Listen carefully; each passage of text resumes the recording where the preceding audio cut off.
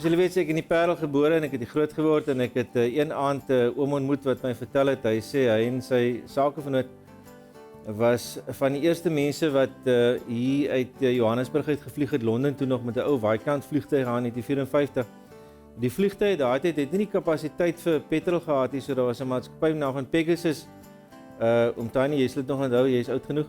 Pegasus wat nou die petrol verskaf het. Hy sê nee, maar dit was 'n wonderlike ervaring. Hy sê hulle styg daar op in Johannesburg.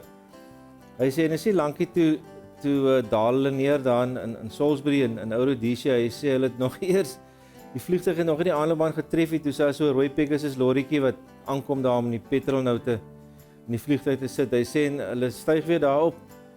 Hy sê jong, hulle vlieg nog so lekker toe daal hulle neer daar in Nairobi in Kenia. Hy sê daai vliegtuig se wiel het nog nie grond geraak het, so 'n rooi Pegasus lorrietjie wat nou die petrol nou verskaf vir die vliegtuig.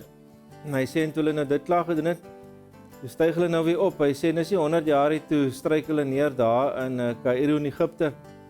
Hy sê daai vliegtuig kom nog so aan op die aanloopbaan, toe kom die Pegasus, rooi Pegasus lorrietjie al naby gery om die petrol in te gooi.